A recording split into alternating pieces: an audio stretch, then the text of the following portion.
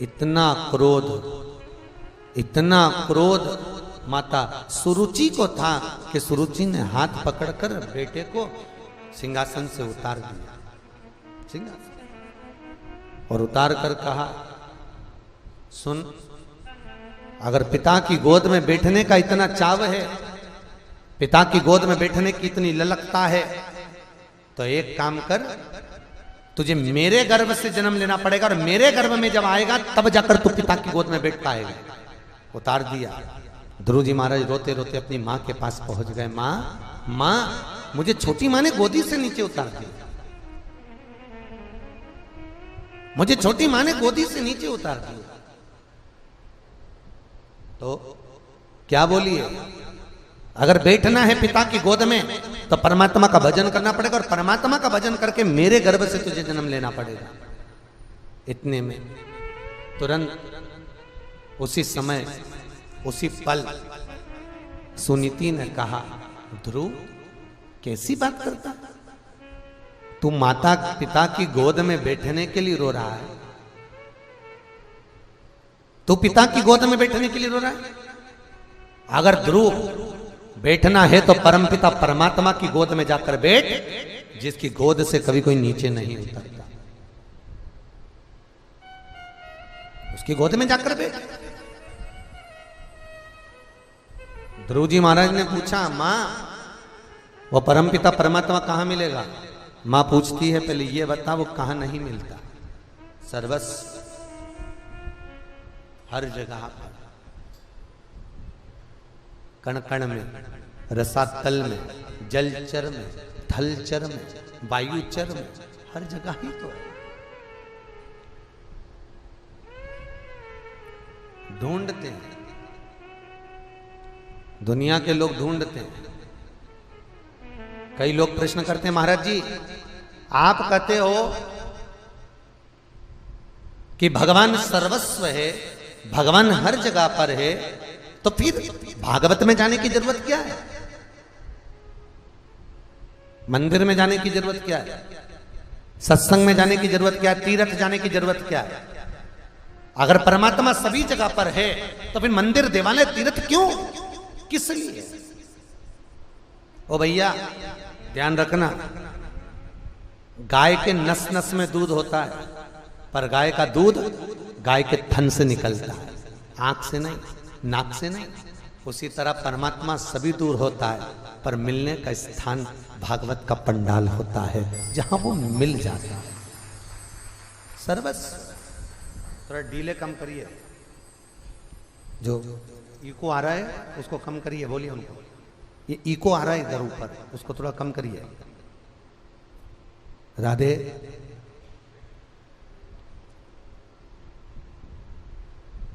तत्वता देखिए जाए,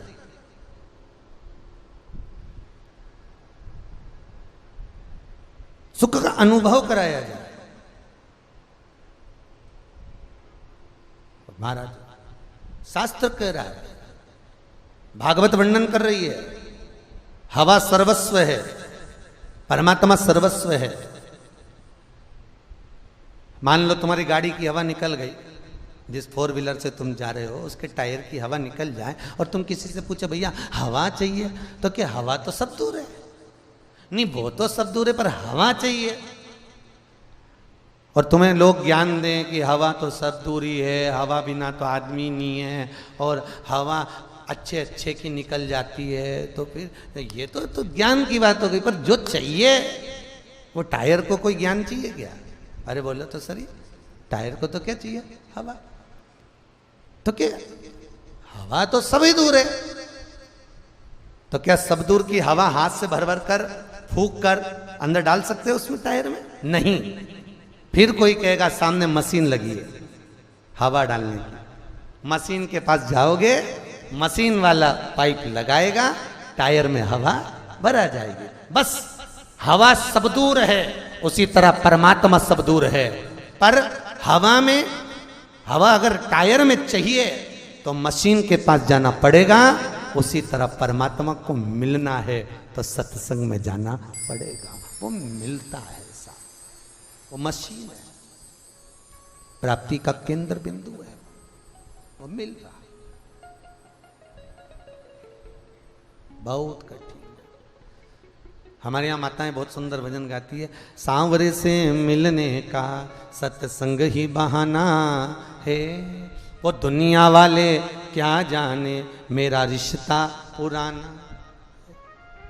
वो परमात्मा से मिलन का केंद्र बिंदु है सत्संग, वो परमात्मा से मिलन का केंद्र बिंदु है भागवत, परमात्मा से मिलन का केंद्र बिंदु है मंदिर, परमात्मा से मिलन का केंद्र बिंदु है सत्संग, संकीर्तन, संत, साधु, सन्यासी, तपस्वी, साधक, उपासक, ये मिलन का बिंदु है, ये मिलन का।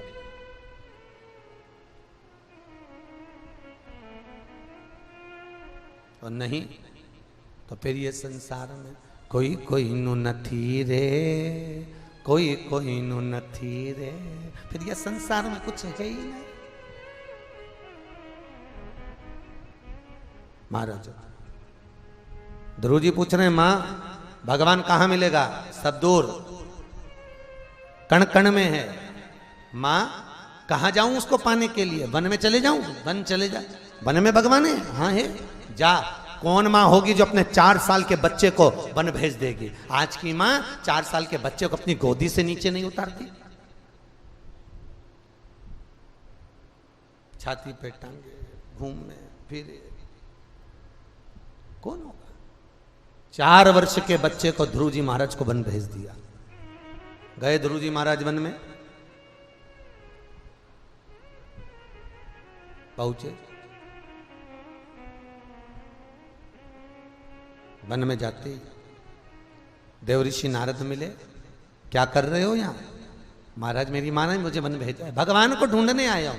ओहो, नारद जी को तो हंसी आ गई, परमात्मा कोई मिलने वाला है? सन्यासी संत तप कर करके मर जाते हैं, उनको भगवान नहीं मिलता। जोगी, सन्यासी, तपस्वी, साधक, उपासक तप कर करके मर गए, उनको भगवान नहीं मिला। परसों की कथा याद कर लो, आपको कहा था कोई संत बनने को कहे तो मत बनना, कोई साधु बनने को कहे तो मत बनना, कोई पीठाधीश बनने को कहे तो मत बनना, कोई मंडलेश्वर बनने को कहे तो मत बनना, कोई जोगी सन्यासी बनने को कहे मत बनना। क्यों? संत बनना सरल है, पर एक गृहस्थी बनना कठिन है महाराज। एकांत में तप करना सरल है, नर्मदा, गंगा, यमुना के तट पर बैठकर अकेले बैठकर भजन करना सरल है, पर परिवार में रहकर एक माला जपना बहुत कठिन है साहब। सबसे बड़ा आश्रम गृहस्थाश्रम, बहुत कठिन।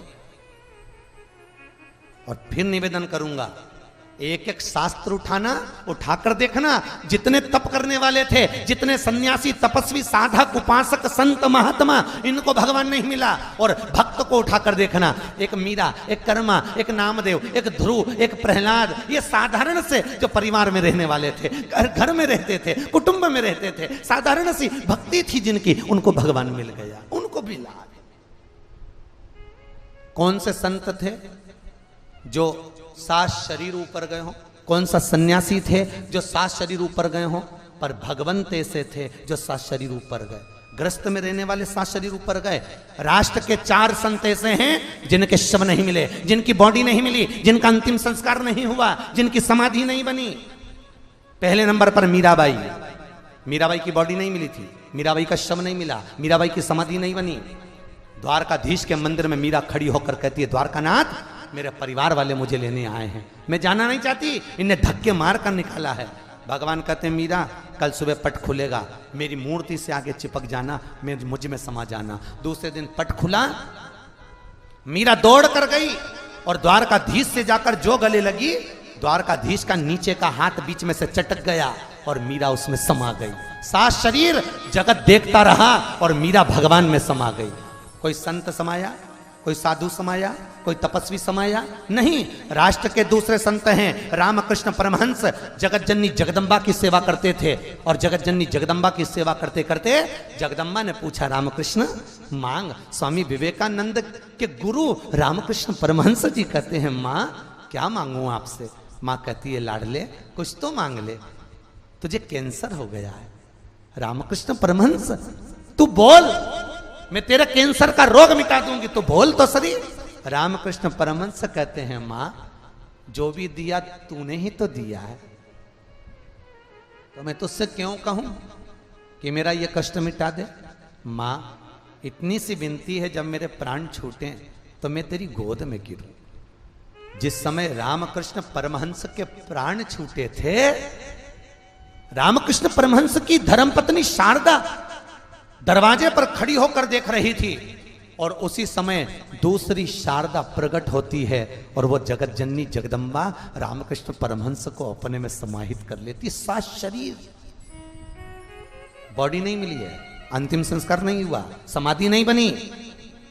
भारत की भूमि के तीसरे संत थे संत तुकाराम। पांडुरंगा हरि विठल में समा गए। भारत की भूमि के चौथे संत थे चैतन्य महाप्रभु, जगन्नाथ में समा गए। बॉडी नहीं मिली, अंतिम संस्कार नहीं हुआ, समाधि नहीं बनी। ये भक्त होकर भगवान को समाहित हो गए। इसलिए भागवत कहती है सबसे बड़ा आश्रम होता है गृहस्थ आश्रम, जिसमें रहकर भगवत भजन का पान कर कर स्मरण कर कर हम परमात्मा के हो सकते हैं। सब हमें पद नहीं चाहिए, हमें पीठाधीश मठाधीश कुछ नहीं बनना। हम बनेंगे अहंकार समा जाएगा, हम बनते जाएंगे अभिमान समाहित होता जाएगा। हमें कुछ नहीं बनना। हम तो दाता तेरे चरणों के होना हमें दास है, तेरे चरण रज से बुझानी हमें प्यास है। हमें कुछ नहीं, हमें कुछ नहीं।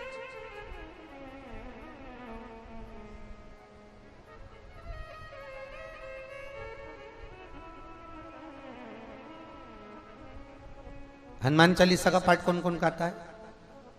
आता है सबको? उसमें एक लाइन आती है, अष्ट सिद्धि नवनिधि के दाता असबर दीन राम रसायन। बोलो जम के, तुम्हारे पास अष्ट सिद्धि नवनिधि,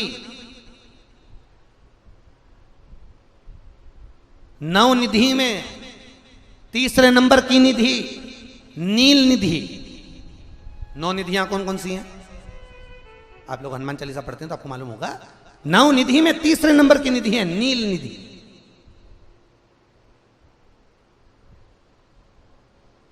और वो नील निधि जीवन का तात्विक सुख यही प्रदान करती है कि आपके पास में जो धन है, आपके पास में जो संपदा है, आपके पास में जो वैभव है, वो नील निधि देती है। और नील निधि के साथ में हाथों में ऐसा भाव देती है कि आप उससे सत्कर्म करते रहे। ये नील निधि का काम है। 9 निधियों में से एक निधि नील निधि।